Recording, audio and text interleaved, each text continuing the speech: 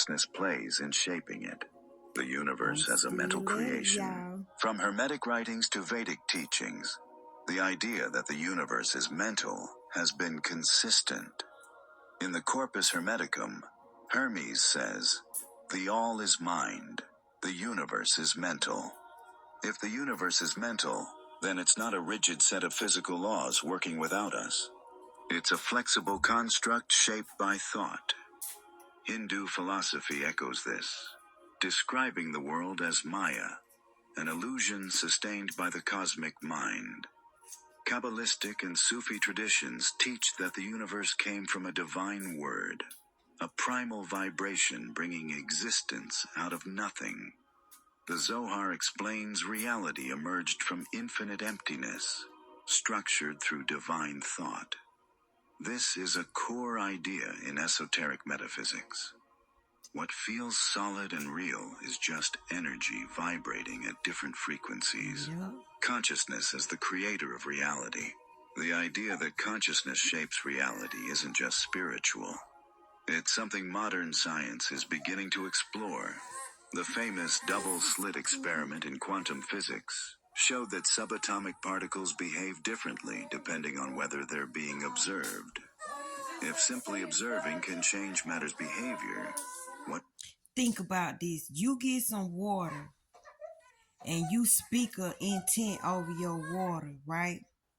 And you don't see it, but the molecules are forming to your vibration, to the words you spoke. It feel your intent because water is magnetic, and you are water too.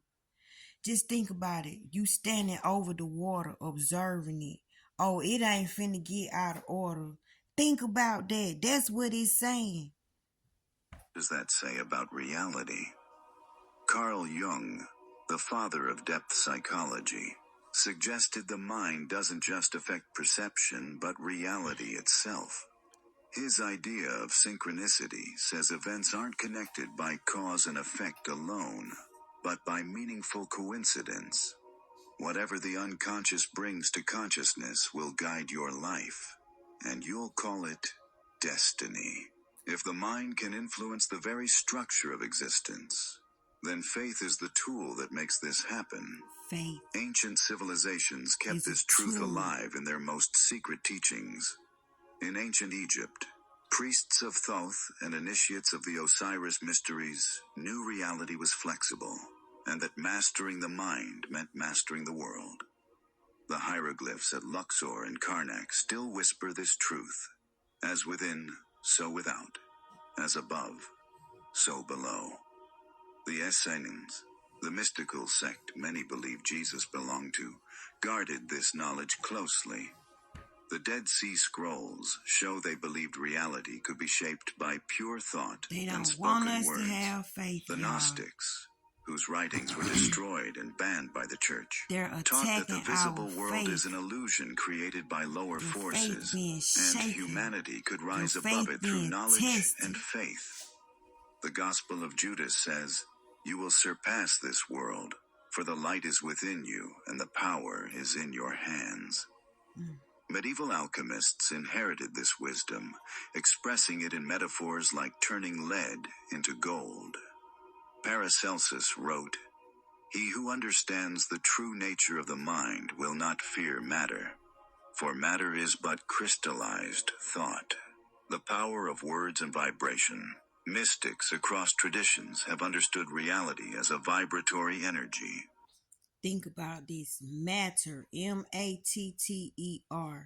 You can look at this word as hardening, making something solid, making something visible.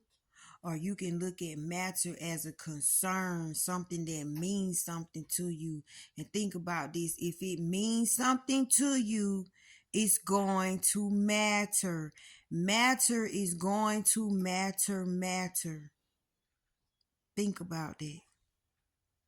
The spoken word carries that vibration and can influence the fabric of the universe. In Genesis, creation begins with words, and God said, "Let there be light," and there was light. The Tao Te Ching teaches, The sage knows the power of the name, for the name is the key to form. Mantras in the Vedic tradition, Sufi chants, and alchemical prayers aren't empty rituals. They are acts of creation themselves. Faith isn't about blind dogma or random belief. It's a universal force behind all creation. It's not tied to religion, but to aligning with cosmic laws. Faith is not tied to religion, but cosmic laws. You don't have to have a religion to have faith. It's not tied to a religion. Religion is created to separate. Faith joins. Those who understand this can change their lives and realities. The ancients knew it. Alchemists practiced it. Mystics lived it. Whoever holds absolute faith holds the universe. Knowledge is in front of you. The choice to use it is yours.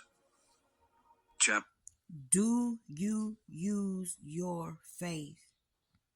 That's a good question. And what does that mean to you? Think about it. How do you use your faith? Chapter 3. The Soul and the Illusion of Matter. The body is the shadow of the soul. It is not the soul that is within the body, but the body that is within the soul. Corpus Hermeticum. Since the beginning of time, humans have tried to understand their true nature. The fundamental question asked by philosophers, mystics, and scientists remains: are we bodies that have a soul, or souls temporarily living in a body? Esoteric traditions have long taught that matter isn't the foundation of existence, but an illusion, a brief expression of eternal consciousness. Alchemists, Sufis, Gnostics, and Vedantins all say the physical world is just a reflection of a higher reality, a dream created by the universal mind. Matter as illusion. In Vedic philosophy, Maya describes the illusion of material reality. The Upanishads say, existence as we perceive it is a dream created by the cosmic mind. Just as a man dreams and sees things that don't really exist, so too is the illusion of the visible world. Buddhism's concept of shunyata, emptiness, supports this. All forms lack independent existence. What looks solid and real is really a mental construction. Gnostics in the material prison. Gnostics, heirs to the esoteric traditions of Egypt and Mesopotamia, taught that the material world is a prison created by beings called archons, whose goal is to trap souls in ignorance. The Gospel of Philip, one of the Nag Hammadi texts, says, "The world is a snare. Man walks in a dream he must wake up from. Only those who remember their origin will see the truth." Apocryphal Gospels like the Gospel of Judas reveal that Jesus' real message wasn't worshiping an external God, but freeing the spirit from flesh's slavery. The spirit is immortal. The body fades. Come out Whoever from knows there. this is truly free. Go The home, Cathars, prodigal son. Go spiritual home, descendants prodigal of the daughter. Gnostics, were wiped out in the 13th century for believing the This world was a gonna take prison care of and itself. salvation came through knowledge. This world is not real. It's not our home. True light exists beyond matter. Alchemists and the transmutation of lead. Medieval alchemists grasped this truth and expressed it through the metaphor of turning lead into gold. Not just a physical process, but a spiritual awakening. Turning your thoughts Paracelsus into wrote, reality. "The It's true turning alchemist lead does into not seek gold. gold, but the awakening of his own divinity." Basil And when Valentine, you see that, another renowned you alchemist, did it. said That the you did it. processes You of made a solve thought and in here come out coagula, here. dissolving and Oh recombining, man. symbolize breaking matter's Alchemist. bonds to reach enlightenment. In Egyptian lore, the Book of the Dead instructs, "O soul, awaken from the prison of the body, cross the threshold, Unzip and yourself. return to the Come source out from which from you there. came." Go home Science and the to the illusion of source matter. from which you These came. esoteric teachings about matter's illusory nature resonate with modern science. Quantum See physics y'all later. shows reality as a